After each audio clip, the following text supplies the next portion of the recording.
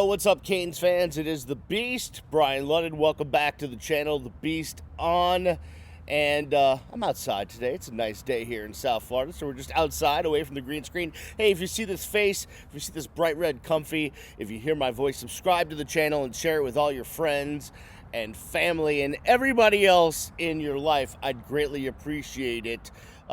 Still trying to get the people from Comfy to sponsor me. I think I'd be a great brand ambassador. I haven't taken a comfy. Well, I've switched comfies. I've gone from red to green, green to red, red to green throughout the pandemic, but it's what I live in because it's comfy.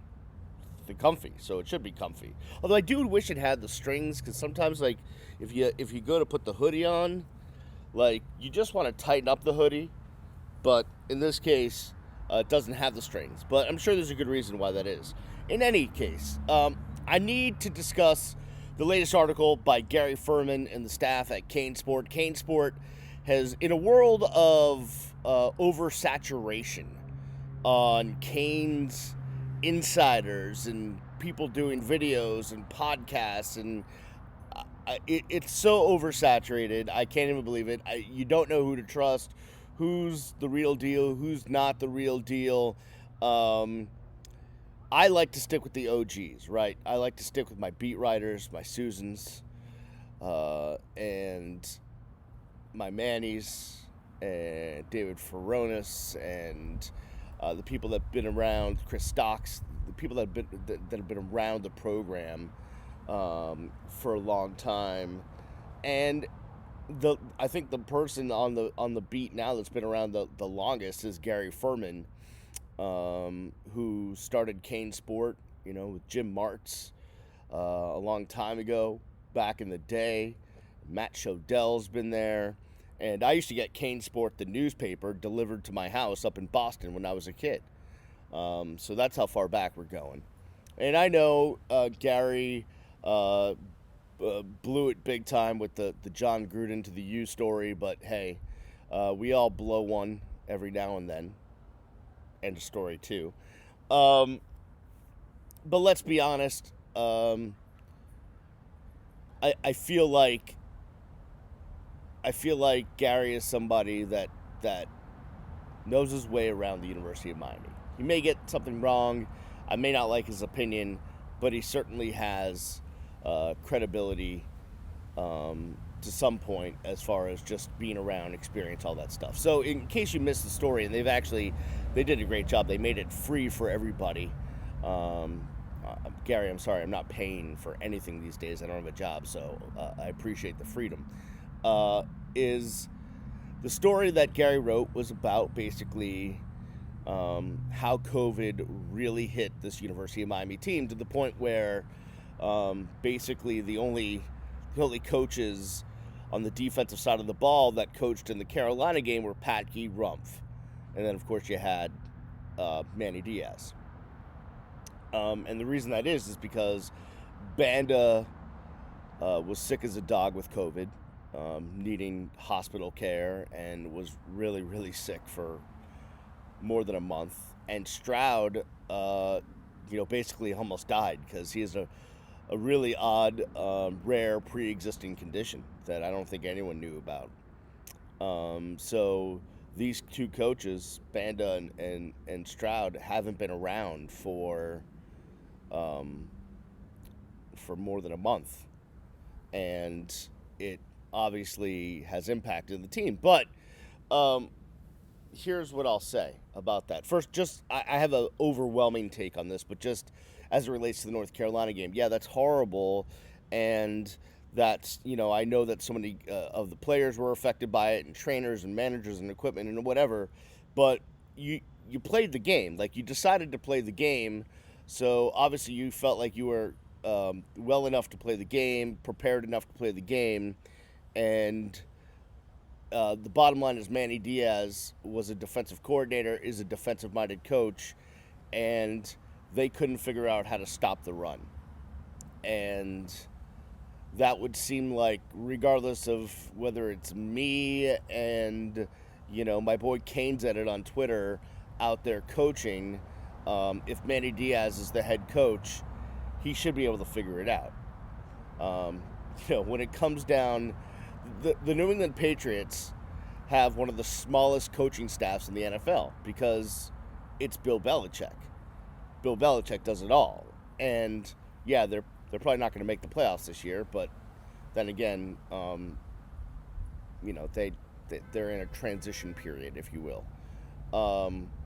But when it comes to making changes, when it comes to reorganizing things on the fly during a game, it's Belichick that grabs the clipboard and gets the defense together or the offense together and makes the changes and does it, and they react. And I know it's the pros and it's different, but Mina Diaz is ultimately the head coach, and he couldn't figure out a way to prevent 7,000 yards being run on Miami's defense against North Carolina. All right, so that's that. So, but just keep into context. One, go read the CaneSport article, but two, realize that COVID absolutely obliterated this team, from coaches to trainers to players. It really was a much bigger problem than I think we knew about all year long.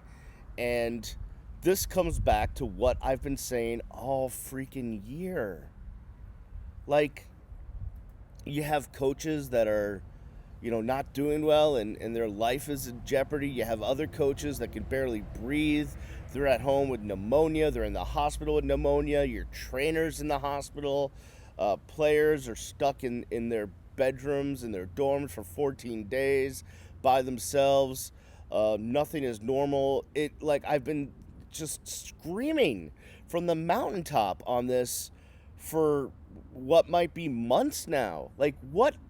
Why was there such a need to finish the season in this fashion? Like, USC or Ohio State's going to get into the college football playoff after playing, a game and a half? I mean, it just makes no sense. I just don't understand. Especially now that we have the vaccine. I think the right thing to do would be, can we do what I've been suggesting for weeks that we should have done a month ago, which is postpone everything until March, right? They're saying most anybody that wants a vaccine will be able to get one by March or April. But certainly by March, we'll have a much better handle, hopefully, on the COVID crisis. And instead of having spring practice, just have practice like you're going to play for your bowl game or your conference championship, and do it then. Why did we feel the need to get these games in now when coaches' lives are in jeopardy, when players' lives are in jeopardy? You had a player for the University of Florida who had COVID earlier and now is myocarditis and collapses on the court, and thank God he's alive and made it and looks like he's going to be okay, but it's not worth it. It's just not worth it. It's stupid. And I understand there's so much money involved, but if you push it back, the money's still going to be there. The NFL is a different story, because the NFL is, everyone is paid, right? And it's their job, and when they decided to take the money, they signed up for a job knowing what the risks were with COVID, and they're playing. These are amateurs. They're not getting paid. It's unbelievable to me. It really is. I don't understand how we've gotten like this in society. It just doesn't matter that people's lives are in jeopardy, but we're just here for the entertainment and the gambling and, to beat our chests. Sorry about that. Phone call. We'll hang up on them. Don't know what that is, but it's certainly spam. And probably here to talk about my auto warranty. So I just when I read the CaneSport story, it just further said, one, it's I felt horrible, and I was just aghast at the condition that Banda and Stroud were in, and all of this other stuff. It also just, I don't know, it didn't really do much for thinking hey, that's the reason why we lost the North Carolina game. But more importantly, what it did was further put the explanation point exclamation point on my point that everything should have been moved back. It wasn't worth it. It's not worth it. It's stupid. It really is. There's no need. There was no need.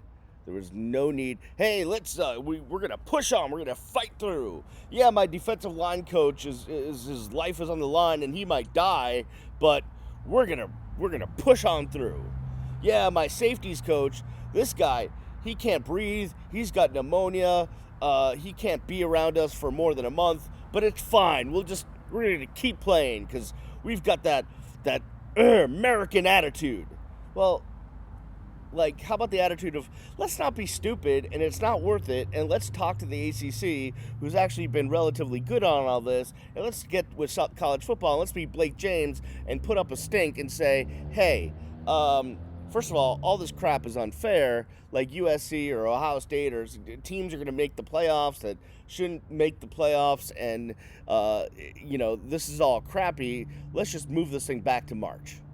Let's just move it back, and everyone plays the same number of games, and we get to a bowl season, and we play the national championship, and by that point, hopefully, everyone is vaccinated, and we can move on and do it the right way. But instead, no, we had to play. We had to fill everybody Saturday with not only watching unpaid players run around, but also give us something to gamble on, and make sure that the schools got the TV money now rather than 3 months from now. That makes sense. I just think it's so stupid.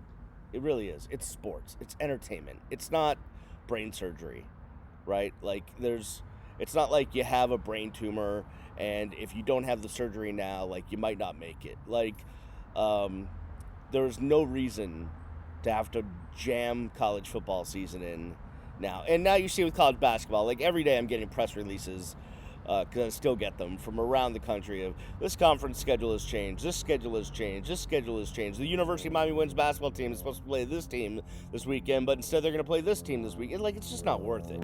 Can we just push everything back, please? It's just so stupid. Unbelievably freaking stupid. So hopefully it's a speedy recovery for Banda and Stroud and anybody else at the University of Miami that's been inflicted with COVID. I guess they're going to play in a bowl game. Who knows? At this point, I'm kind of disgusted with how we've acted. Not just the University of Miami, but the entire college football community. Because what we've basically said is entertainment and money is more important than lives and health. And that's a problem to me. It really is. All right, that'll do it for me. It's my hot take for today. Sorry about the interruption with the phone and everything else, but, things happen. Comfy. Come on. I will sport this comfy every day for a year. I will do things in this comfy you never want done in a comfy.